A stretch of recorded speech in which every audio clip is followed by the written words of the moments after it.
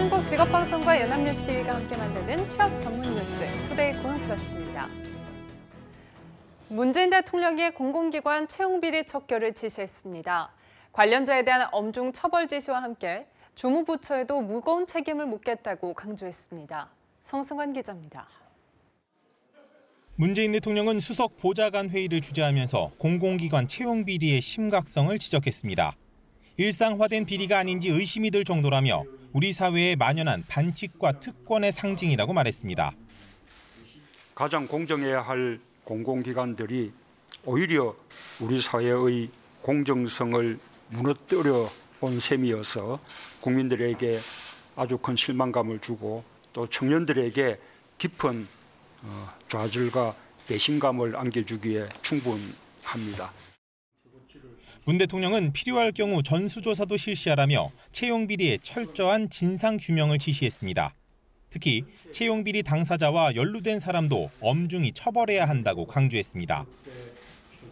청탁자와 또 채용비리를 저지른 공공기관 임직원들에 대해서는 엄중한 민형사 책임과 인사상의 책임을 물어야 할 것입니다. 당사자에 대해서도 채용을 무효화하거나 취소하는 방안을 검토해 주기 바랍니다. 이어 총체적 채용비리 재발 시 해당 공공기관과 주무부처가 함께 무거운 책임을 져야 할 것이라고 경고했습니다. 문 대통령은 채용 절차의 투명성을 확보할 수 있도록 법 제도를 개선하고 감독 체계도 강화할 것을 지시했습니다. 특히 이번 기회에 채용비리 등 반칙과 특권의 고리를 완전히 끊어내겠다는 결연한 각오로 임해달라고 주문했습니다. 연합뉴스TV 성서환입니다. 최근 5년간 유리지갑 월급쟁이들의 세금 부담 증가율이 기업 세금 증가율의 140배가 넘는 것으로 나타났습니다. 법인세 인상도 필요하지만 직장인의 세금 부담을 줄여야 한다는 목소리가 커지고 있습니다. 김동욱 기자입니다. 흔히 유리지갑으로 불리는 직장인들의 세금 부담 증가율은 너무 가팔랐습니다. 국회 기획재정위원회 소속 더불어민주당 박강원 의원이 제출받은 자료에 따르면 2011에서 2015년 근로소득세 세수는 18조 8천억 원에서 28조 1천억 원으로 늘었습니다. 증가율이 50%에 육박합니다. 명목소득과 취업자가 늘어난 탓도 있지만 이 점을 감안해도 기업의 세금 부담 상황과는 너무 대조적이었습니다. 같은 기간 법인세 세수는 44조 9천억 원에서 45조 원으로 0.35% 증가하는 데 그친 겁니다. 증가율만 놓고 보면 근로소득세가 법인세의 142배에 달합니다. 그렇다 보니 전체 세수에서 두 세금이 차지하는 비중도 크게 달라졌습니다. 근로소득세 비중은 5년간 10.4%에서 13.5%로 급격히 늘어난 반면 법인세는 24.9%에서 21.6%로 줄었습니다. 세 부담 능력이 큰 대기업의 법인세는 올리고 물가와 세금을 연동하는 세제로 월급쟁이에 급증하는 세 부담은 줄여야 한다는 목소리가 높아지는 이유입니다. 이제 물가가 오르면은 자동적으로 가세표준이나 소득공제를 인상해서 실질임금은 오르지 않았는데 정세가 되는 경우를 예방을 해야 됩니다. 하지만 야당이 정부의 법인세 최고세율 인상을 놓고 무리한 증세라고 반발하고 있어 정부의 부자 증세안이 국회 문턱을 넘을 수 있을지는 미지수입니다. 연합뉴스TV 김동욱입니다. 대학 신입생들은 등록금 말고도 입학금을 내는데요. 많게는 100만 원에 육박해 과도하다는 지적이 끊이지 않습니다. 사립대 측과 단계적 폐지를 논의한 교육부는 협의가 결렬됐지만 입학금 폐지가 국정과제인 만큼 지속적으로 추진하기로 했습니다. 김수강 기자입니다. 무늬만 입학금 즉각 폐지하라! 폐지하라! 폐지하라! 폐지하라! 사립대 학생들이 모여 입학금 폐지 협의를 무산시킨 사립대를 비판했습니다. 지난 13일 교육부와 입학금의 단계적 폐지에 합의했던 사립대 측이 일주일 만에 돌연 폐지 조건으로 등록금 인상을 요구하면서 합의는 수포로 돌아갔습니다. 사립대 측은 입학금 폐지에 따른 손실을 메우기 위해 등록금 인상이 필요하다는 입장입니다. 지난달 교육부가 실시한 입학금 실태조사에서 입학금의 3분의 1은 입학과 직접 관계가 없는 데 쓰인 것으로 드러났습니다. 이미 대학들이 인정한 신입생들에게 부당하게 갈취해서 대학 운영에 사용한 돈만 3분의 1이 넘는다는 소리입니다. 교육부는 국정과제인 입학금의 단계적 폐지는 지속 추진할 것이라며 우선은 대학 자율에 맡긴다는 계획입니다. 11월 중으로 입학금 감축 계획을 받을 거고 감축 계획을 제출한 대학에 대해서는 국가장학금 이유형 지원 인센티브를 제공하거나 일반 재정 지원 사업에서도 이제 지원을 확대할 계획입니다. 또 시행령 개정을 통해 입학금의 산정 기준과 사용처 공개를 의무화하도록 해 입학금 인하를 유도한다는 방침입니다. 앞서 국공립대는 내년부터 입학금을 폐지하기로 결정했습니다. 교육부는 사립대학 측에서 폐지 방안 논의를 요청하면 협의하겠다고 밝혔습니다. 연합뉴스TV 김수강입니다. 문재인 대통령은 중소벤처기업부 장관 후보자에 홍종학 전 의원을 내정했습니다. 홍 후보자는 인천 출신으로 연세대 경제학과를 졸업한 뒤 가천대 경제학과 교수를 거쳐 19대 국회에서 민주통합당 비례대표 국회의원을 지냈습니다. 당 정책위 수석 부의장, 민주정책연구원 부원장 등을 역임한 정책통으로 꼽히며 지난 대선 때는 중앙선거대책본부 정책본부 부본부장으로서 공약 수립을 주도했습니다. 홍 후보자가 국회 인사청문회를 통과하면 문재인 정부 첫 내각 구성이 마무리됩니다. 지난해 9월 청탁금지법 도입 뒤 고급 음식점은 충격에서 상당히 벗어났지만 화훼업은 부진이 계속되고 있습니다. 한국은행이 국회 기획재정위원회 소속 바른정당 유승민 의원에게 제출한 국정감사 자료에 따르면 화훼업 신용카드 승인액은 지난해 4분기에 과거 2년간 평균보다 3.2% 감소한 데 이어 올해 들어 8월까지도 2.6% 줄었습니다. 반면 지난해 4분기 4.7% 감소했던 고급 음식점 신용카드 승인액은 올해 들어 8월까지 1.8% 늘어 김영란법 충격에서 벗어난 것으로 분석됐습니다. 내년 상반기부터 보건의료 국가 자격시험 기출문제가 3년에 걸쳐 단계적으로 공개됩니다. 국회 보건복지위원회 소속 자유한국당 김상훈 의원에 따르면 보건의료인 국가시험원은 내년 상반기 한의사 시험 문제를, 하반기에는 방사선사, 물리치료사 기출문제 등을 공개할 예정입니다. 또 내후년 상반기에는 약사, 간호사, 치과의사, 한약사 시험 기출문제가, 하반기에는 치과 기공사, 위생사와 안경, 영양사 기출문제가 공개됩니다. 다만 의사, 치과의사 예비시험과 의무기록, 작업치료, 물리치료사 실기시험은 비공개가 유지됩니다. 국민건강보험공단이 건강보험료를 가입자에게 잘못 부과한 건수가 지난해에만 433만 건, 금액으로는 5,263억 원에 달하는 것으로 조사됐습니다.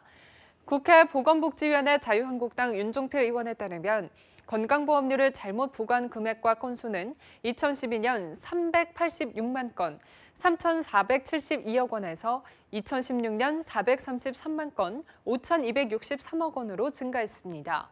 잘못 부과된 건강보험료는 대부분 가입자에게 환급이 됐지만 이 과정에서 이자나 우편 발송비 등이 들어 건보 재정을 낭비했다는 지적이 나오고 있습니다.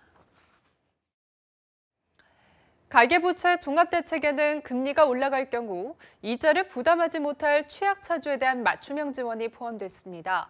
채무를 재조정해주거나 채권을 없애는 등 상황별로 위기를 극복할 수 있도록 도와주겠다는 겁니다. 박진영 기자입니다. 정부는 1,400조 원에 달하는 가계부채가 금융 시스템 리스크로 이어질 가능성은 낮다고 평가했습니다. 하지만 대출금리 상승과 맞물려 급격히 늘어나는 이자를 감당하지 못하는 가계의 부실화가 가장 큰 문제라고 지적했습니다. 정부는 부채를 안고 있는 가계를 소득, 자산 등 상환 능력에 따라 4개 그룹으로 나누고 맞춤 지원으로 부실화를 막겠다고 밝혔습니다. 정상적으로 빚을 갚고 있지만 상환에 어려움이 발생한 사람들을 위해서는 연체 전 채무 재조정을 가능하도록 합니다. 미소금융 등 서민 정책자금과 중금리 사익돌 대출로 이자 부담을 낮추는 한편 가산금리 등 대출금리의 모니터링을 강화합니다. 연체가 발생한 사람들을 위해서는 현재 6에서 9%인 연체 가산금리를 올해 말까지 낮추고 신용회복 지원 프로그램으로 재개할 수 있는 기회를 줍니다. 빚을 갚을 수 없는 경우에는 탕감해 주기도 합니다. 하지만 불성실한 채무자가 혜택을 받는 도덕적 해이를 막기 위해 무조건적 채무 탕감보다 상환 능력 심사 후 채무 조정을 지원하기로 했습니다. 생계형 자영업자를 위한 해내리 대출도 올해 말 출시됩니다. 해내리 대출은 기존 소상공인 특별대출의 금리와 보증료를 낮추고 경영관리 컨설팅도 지원해주는 것으로 1조 2천억 원 규모로 조성됩니다. 정부는 구조적으로 생애 맞춤형 소득 지원 제도와 주거, 의료, 통신비 등 핵심 생계비 절감을 통해 서민들의 자산 형성을 돕겠다고 밝혔습니다. 연합뉴스TV 박진영입니다. 한국의 가계부채가 당장 큰 위기를 초래하지 않을 것이란 국제통화기금 IMF 고위 관계자의 분석이 나왔습니다. 다만 더 증가하는 건 지금부터 막아야 한다고 강조했습니다. 워싱턴에서 이승우 특파원입니다. 국제통화기금 이창용 아시아태평양 담당국장은 한국의 가계부채가 높은 편이지만 금방 큰 위기를 가져오지는 않을 것이라고 전망했습니다. 이 국장은 현지 시간으로 23일 워싱턴 특파원들과의 간담회에서 가계부채는 부유층이 더 많이 가지고 있어 위기 요인이 될 가능성은 작다며 이같이 분석했습니다. 다만 IMF가 주목하는 것은 속도라며 지금부터는 부채가 증가하는 것을 막아야 한다고 강조했습니다. 한국 내 부동산 위기설과 관련해서는 부동산 폭락 위기로 갈 가능성이 크진 않지만 성장률 둔화에 영향을 미칠 수 있어 관리에 나서야 할 것이라고 밝혔습니다. 이 국장은 한국의 재정 정책에 대해선 지금부터 긴축해서 성장률이 낮은 쪽으로 가는 것은 바람직하지 않다고 조언했습니다. 지난해 세수가 많이 겹치면서 성장률에는 영향이 마이너스였다며 재정 건전성을 지켜야 하지만 항상 흑자여야 하는 것은 아니라고 설명했습니다. 이 국장은 아울러 미국의 연내 금리 인상 가능성이 유력해지고 있는 데 대해선 금리 격차로 국내 자본 유출이 생기지는 않을 것이라고 내다봤습니다. 그러면서 다음 달 초 발간되는 IMF의 세계 금융 안정 보고서에 중국 금융시장 상황에 대한 중요한 내용이 담길 것이라고 예고했습니다. 워싱턴에서 연합뉴스 이승우입니다. 1,400조 원에 달하는 가계부채 문제를 해결하기 위해서 정부와 여당이 대책 마련에 나섰습니다. 당장 내년 1월부터 주택대출 규제를 대폭 강화하기로 했습니다. 나재헌 기자입니다. 당정은 가계부채 급증 원인이 대출 조건 완화 등 부동산 활성화 기조에 있다고 보고 다주택자의 대출 규제를 강화해 관리하기로 했습니다. DTI 제도를 개선하여 내년 1월부터 시행하고 18년 하반기 중에는 은행권 도서 DSR을 도입하여 모든 대출에 내년부터 신 DTI 총 부채 상환 비율을 통해 다주택자의 추가 대출을 어렵게 하고 내년 하반기에는 처분 가능 소득 대비 원리금 상환액을 의미하는 DSR 총체적 상환 능력 심사를 도입해 대출 심사를 더욱 엄격히 한다는 방침입니다. 가계부채가 1,400조 원에 육박하는 가운데 한국은행의 금리 인상 가능성까지 점쳐지는 상황에서 정부와 여당이 선제적 조치에 나선 겁니다. 가계부채 종합대책은 그 어느 때보다도 강력하고 세심한 정책이 될 것입니다. 이제 빚으로 집 사서 돈 벌 수 있는 시대는 갔다라고 감히 말씀드릴 수 있습니다. 당정은 아울러 다중채무자, 저신용, 저소득자 등 대출 실소유자들에게는 부담이 가지 않도록 하는 맞춤형 대책도 함께 논의했습니다. 과거에 시행했던 은행권 안심전환 대출과 같은 제2금융권 정책 모기지 상품을 신규 도입하여 정부는 당정 협의 결과를 토대로 가계부채 종합대책의 구체적인 내용을 발표할 예정입니다. 연합뉴스TV 나재현입니다.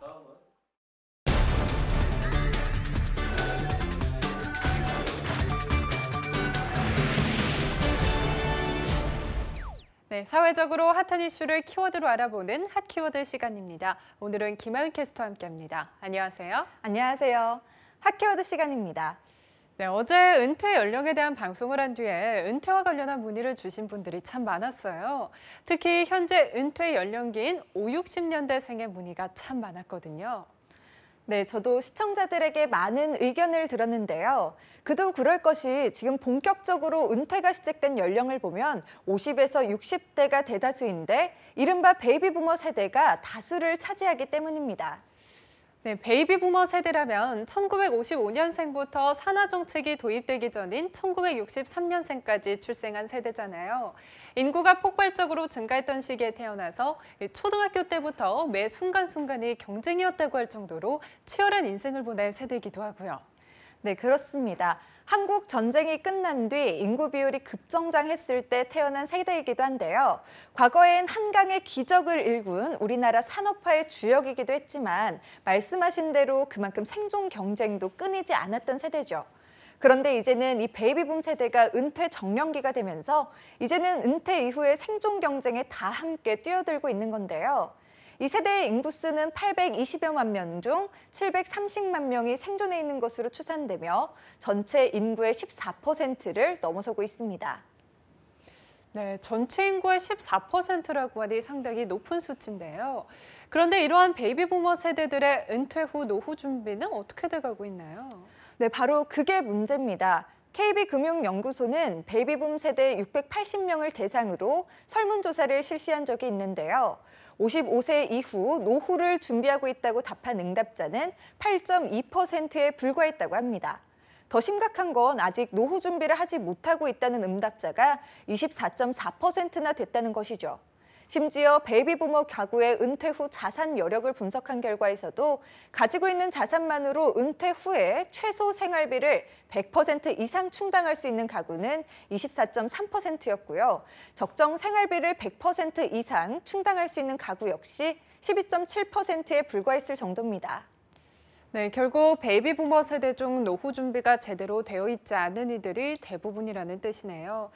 그래도 한국 경제를 이끌어온 1세대인데 노후조차 제대로 준비하지 못한 특정한 원인이라도 있을까요? 네, 베이비 부머의 경우 급속적인 경제 성장 이후 찾아온 금융 위기로 인해 부모와 자식을 함께 부양해야 하는 이른바 낀 세대이기도 하죠. 부모와 자식을 돌보느라 정작 자신의 처지를 돌볼 여력은 없었던 건데요. 실제로 전국경제인연합회 중소전문인력종합고용지원센터가 베이비부머 1000명을 대상으로 한 설문조사에 따르면 베이비부머의 가장 큰 고민은 여전히 생계비와 자녀 교육비로 나타났다고 합니다. 무려 64.3%가 응답을 했다고 하는데요. 뒤를 이은 것이 13.9%를 차지한 본인의 건강이었고 10%가 정신적 스트레스, 7.4%가 은퇴 후 갑작스럽게 생긴 공백 시간을 어떻게 활용하느냐는 것이었습니다. 네, 50년 넘게 열심히 살아왔는데 본인의 건강이나 공백 시간에 대한 고민보다 끊이지 않는 자녀 교육과 당장의 생계를 걱정해야 한다는 사실이 참 안타까운데요. 네, 게다가 아직 채 갚지 못한 부동산 담보대출도 문제입니다. 과거 급속한 경제 성장 시기에 집을 샀지만 2008년 금융위기로 인해 부동산 시장이 얼어붙으면서 현재까지도 하우스푸어로 살고 있는 베이비부머 세대들이 대다수라고 하는데요. 문제는 여기에다가 어떻게든 노후 자금을 마련하기 위해 무리하게 임대업 대출을 받는 베이비부머들도 증가하고 있다는 것이죠. 네, 무리하게 임대업 대출을 받을 정도라면 대출 규모는 상당히 큰가 보네요. 네, 한국은행에 따르면 현재 우리나라의 부동산 임대업자의 대출은 190조 원에서 200조 원 수준이라고 합니다. 2015년 말 기준으로 부동산 임대업 사업자가 145만 명을 넘어서면서 이에 따른 대출도 급격히 증가한 건데요. 2006년만 해도 88만 2천 명 정도였던 부동산 임대업자가 불과 10년 새에 60만 명 가까이 늘어난 셈입니다. 2015년 시기의 특징을 살펴보면 베이비부머 세대들의 은퇴 시기에 정확하게 맞물리면서 이 같은 현상이 일어나기 시작한 것이죠. 네, 그런데 이렇게 다 함께 임대업에 뛰어들면 그만큼 투자 금액에 비해서 수익이 오르지 않을 것 같은데 그렇게 되면 결국 다시 악순환이 되는 거 아닌가요? 네, 그렇습니다. 게다가 임대업의 경우 1인당 대출 규모도 큰 편이어서 부동산 경기나 금리 변동에 민감할 수밖에 없는데요. 지금처럼 금리가 점차 오르고 경기 불황이 계속되어서 부동산 시장이 흔들리게 된다면 주택담보대출과 함께 부동산 임대업으로 대출까지 받은 베이비부머 리스크의 여파가 한국 경제 전반을 흔들 수도 있다는 분석까지 나오고 있는 상황입니다. 네, 베이비 부머들의 준비되지 않은 노후가 결국 경제에도 큰 영향을 미칠 수도 있다는 거군요. 여기에 임대업처럼 큰 대출을 받지는 못하더라도 자영업이나 생계를 위해서 적은 돈이라도 추가 대출을 받는 베이비 부머들까지 포함하면 리스크 역시 더욱더 커질 수밖에 없는 상황이고요. 네, 맞습니다. 현재 정부는 앞으로 3년 뒤인 2020년까지 베이비붐 세대 중 약 130만 명이 은퇴를 할 것이라고 추산하고 있는데요.